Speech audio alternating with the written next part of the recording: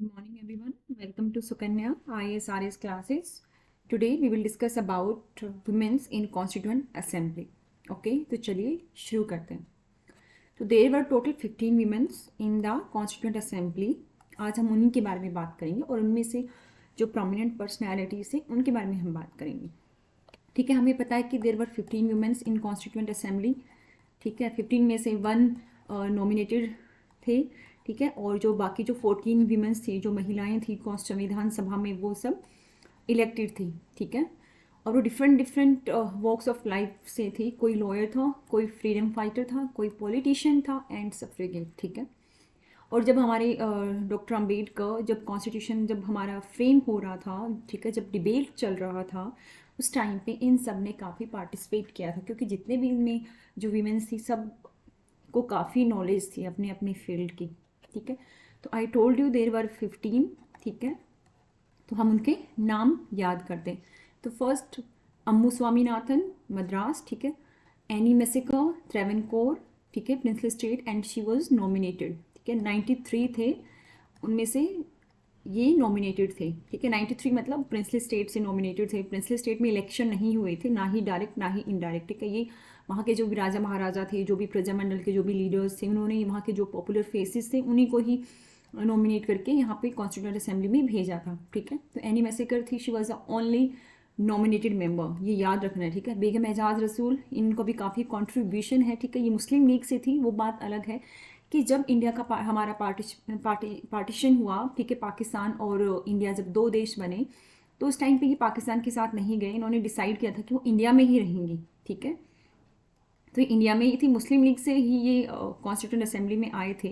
ठीक है, मुस्लिम लीग की आपको पता है उनको 73 सीट्स थी, और जबकि उनकी 78 सीट्स में से उनको 73 सीट्स मिली थी मुस्लिम लीग को. ठीक है, अब हम बात करते हैं दक्षायनी वेलायुधन. ठीक है, ये only first and only Dalit women थी, ये भी मद्रास से थी. ठीक है, दुर्गाबाई देशमुख, जो हमारे फर्स्ट फाइनेंस मिनिस्टर हैं, सीडी देशमुख, इनकी वाइफ थी ये. ठीक है, हंसा मेहता, ये मुंबई से थी. ठीक है, कमला चौधरी, ये यूनाइटेड प्रोविंस से थी.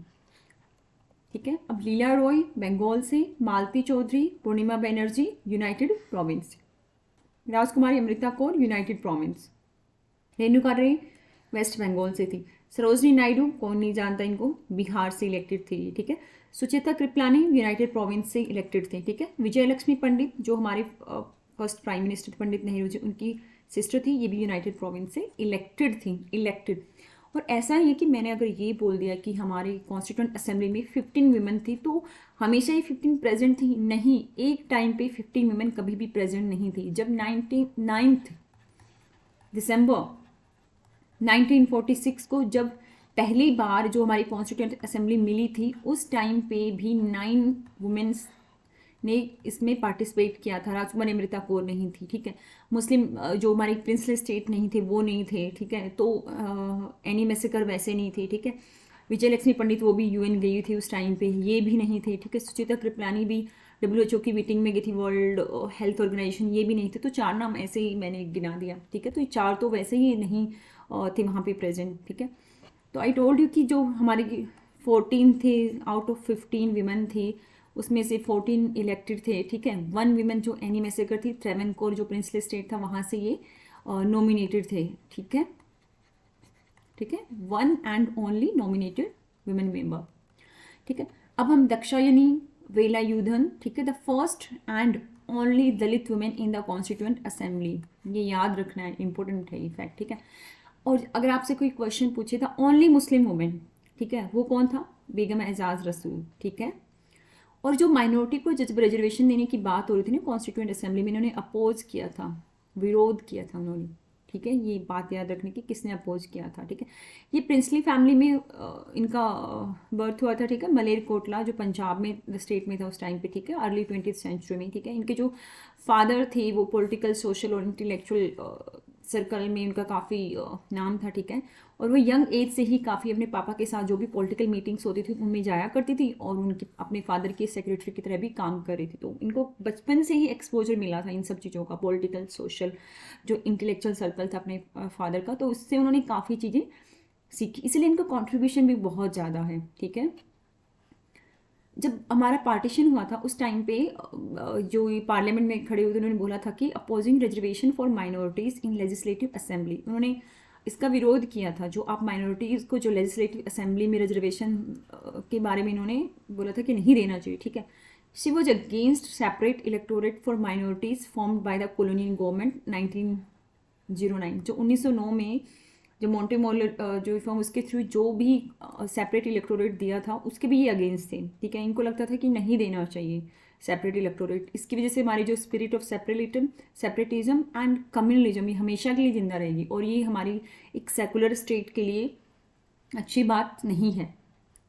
और उनके हर debates were focused on political rights of minorities in a secular state, ठीक है। वो रिजर्वेशन के बारे में कंसर्न नहीं थी कि रिजर्वेशन दे दो, ये दे दो, वो दे दो।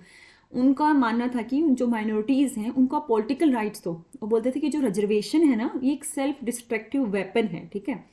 जो हमारे जो माइनॉरिटीज़ हैं और जो मेजोरिटी वो हमेशा के लिए उनको उनसे अलग कर देगा, ठीक है।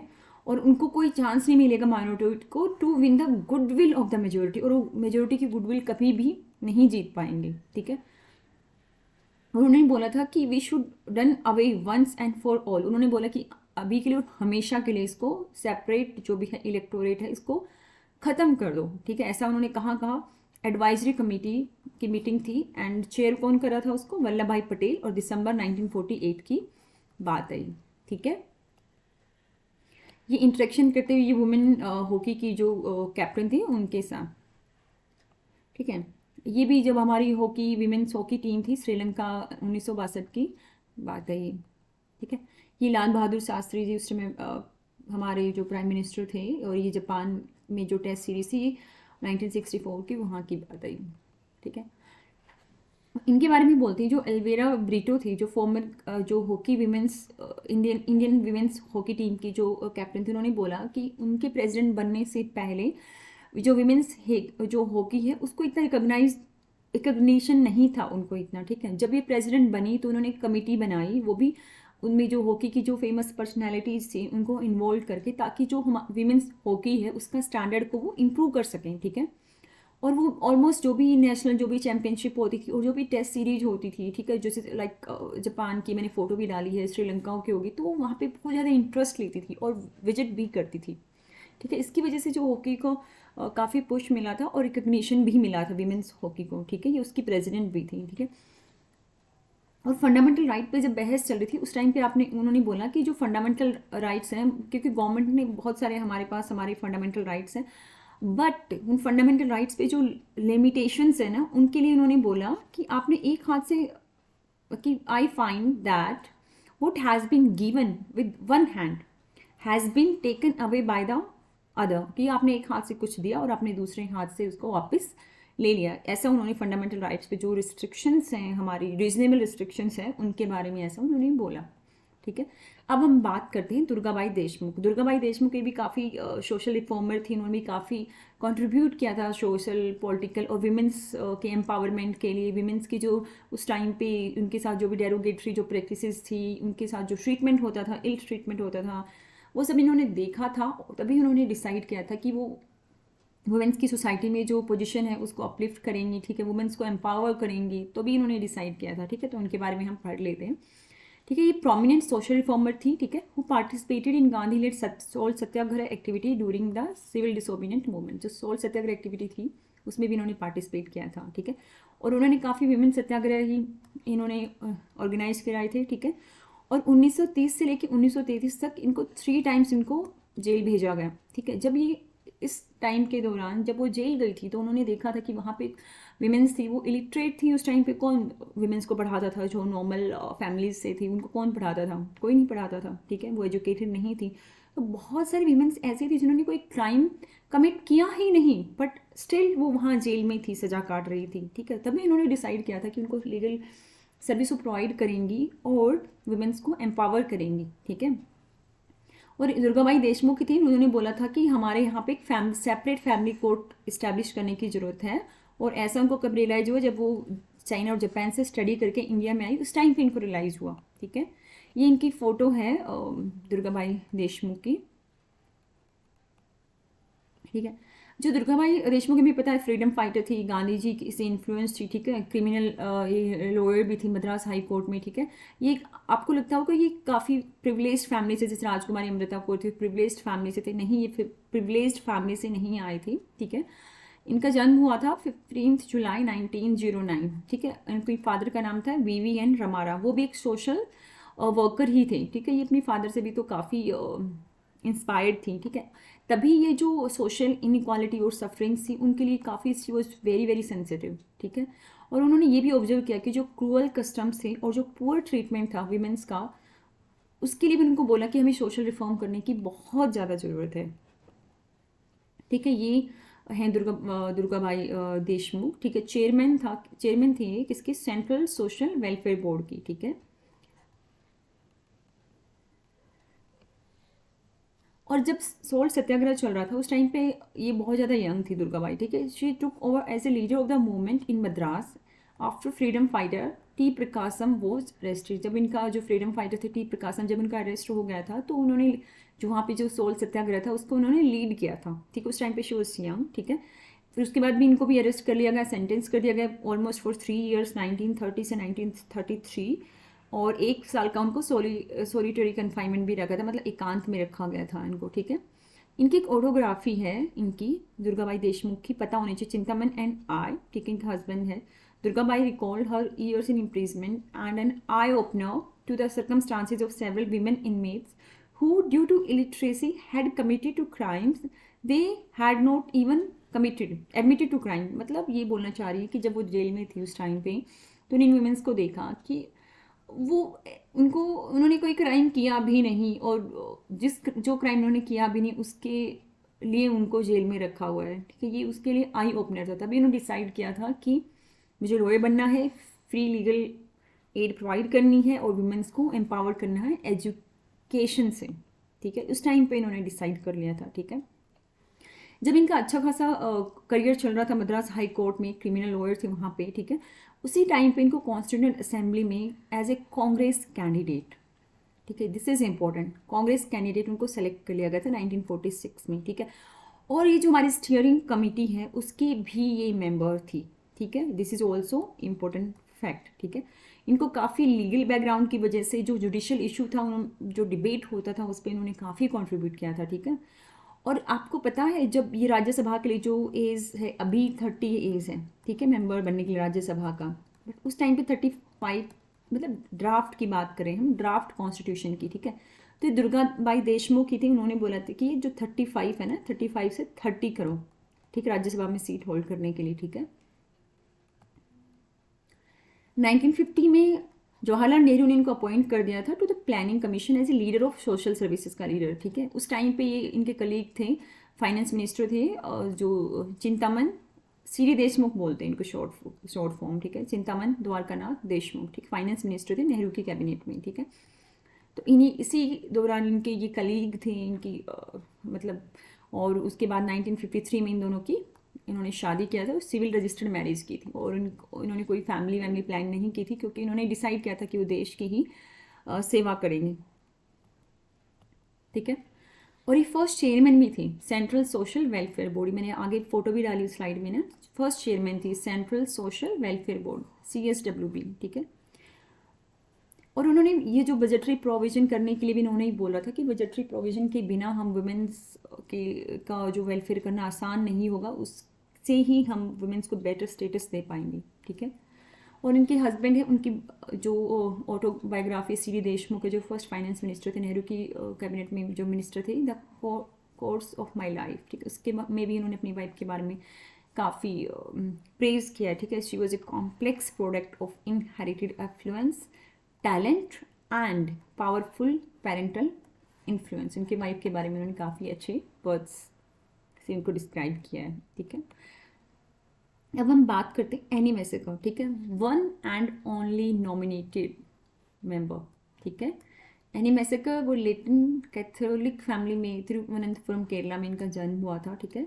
And she was the first women to be part of the Travancore state Congress working committee, ठीक है, पहली वुमेन थी।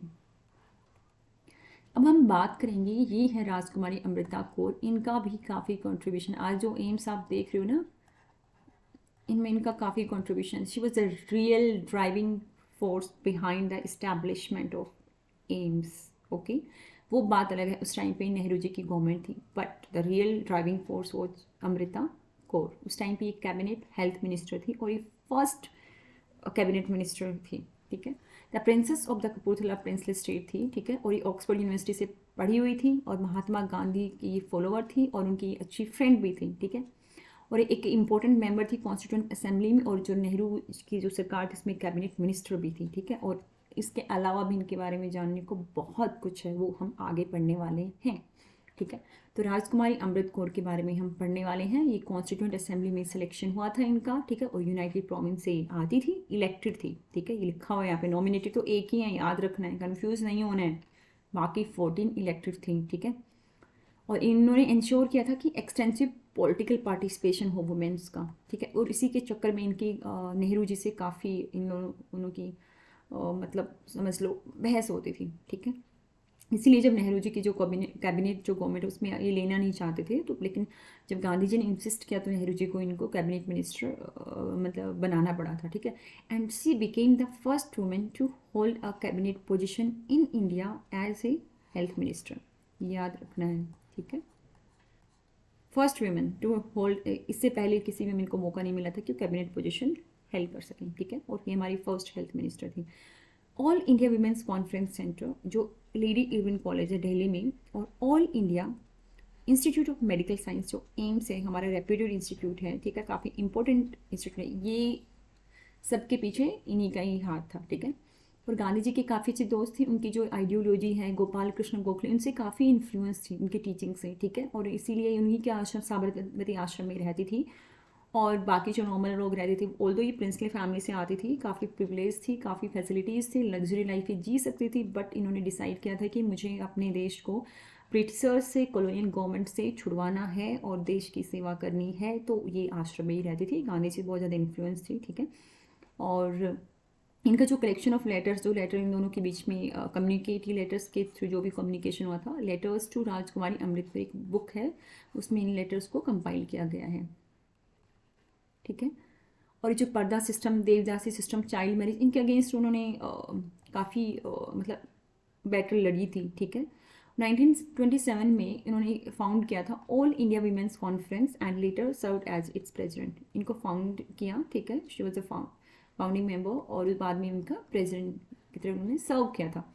1930 की बात करते हैं तो she join the Gandhian movement and she was imprison for her participation in the Dandi march, ठीक है।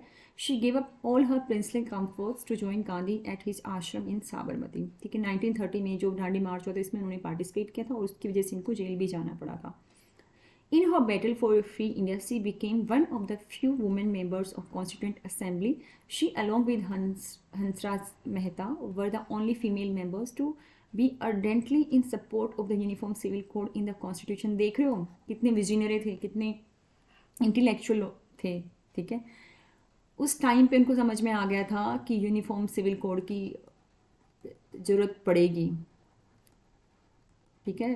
जो डीपीएसपी में हमारे जो आर्टिकल 44 में है जो यूनिफॉर्म सिविल कोड है, क्योंकि उनको पता था कि वीमेंस का जैसे राइट टू इनहेरिटेंस हो गया, जैसे आपके पापा की जो प्रॉपर्टी है उसमें गर्ल्स को इक्वल राइट्स नहीं है, और जो इंडिया में हिंदू मुस्लिम सिख अलग अलग रिलीजन में वीमेंस के अलग अलग कुछ रिलीजन में वीमेंस को बहुत ज़्यादा राइट हैं, कुछ रिलीजन्स हैं उनमें वीमेंस को कुछ राइट ही नहीं है, तो ये बोले कि यूनिफॉर्म सिविल कोड होना चाहिए।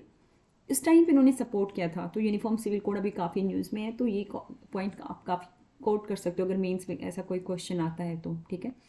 और ये पैशनेट हेल्थ मिनिस्टर थे, क्योंकि जब एम्स हुआ तो उस टाइम पे बात अलग कि जवाहरलाल नेहरू जी की गवर्नमेंट थी, but she was a real driving force behind it, okay. और एम्स को इस्टेब्लिश करने के लिए उन्होंने काफ़ी भाग दौड़ की थी, ठीक है।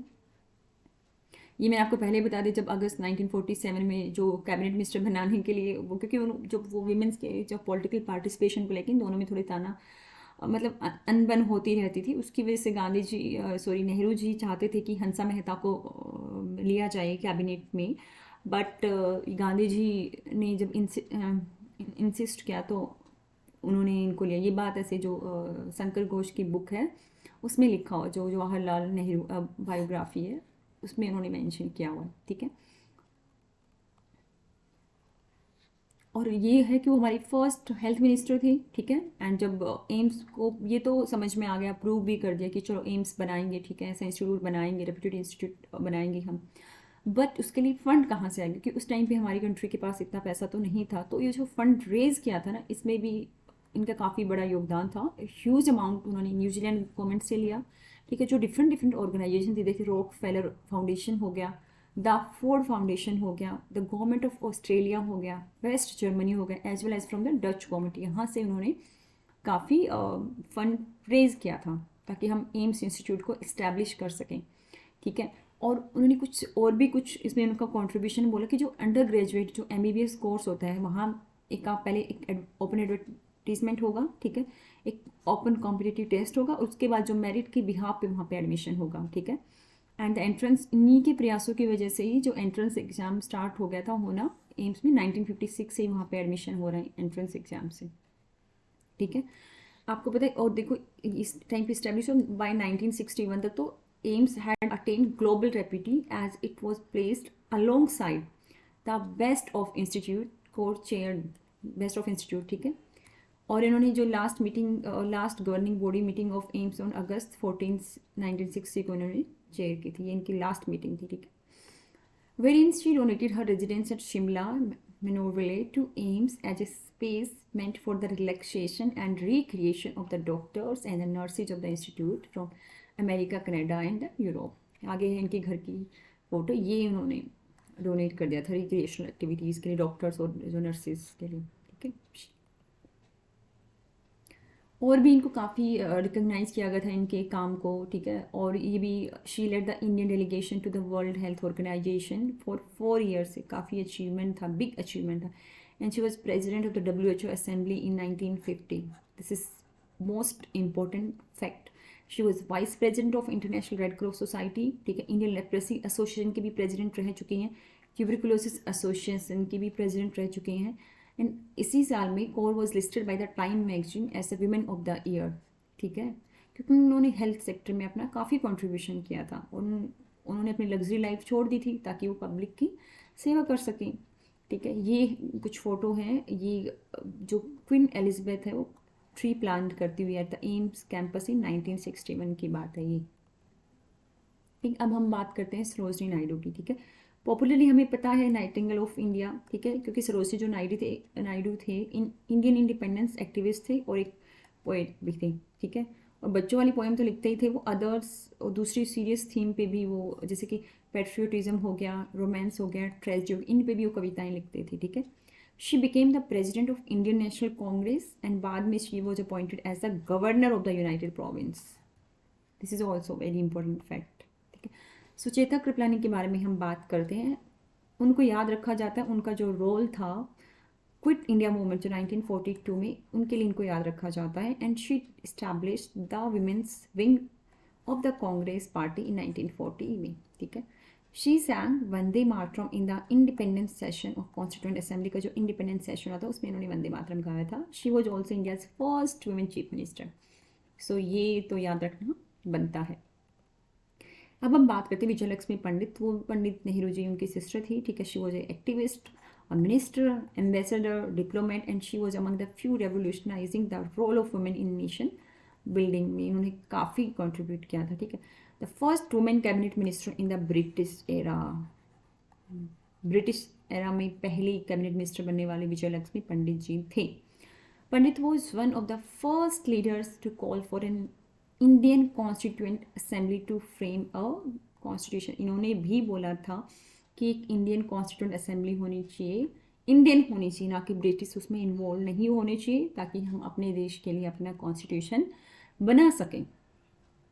सो मैं उम्मीद करती हूँ ये वीडियो आपको अच्छा लगा होगा। अगर आपको वीडियो अच्छा लगा है तो चैनल को लाइक करें, शेयर करें, सब्सक्राइब करें और थैंक्स फॉर लिसनिंग।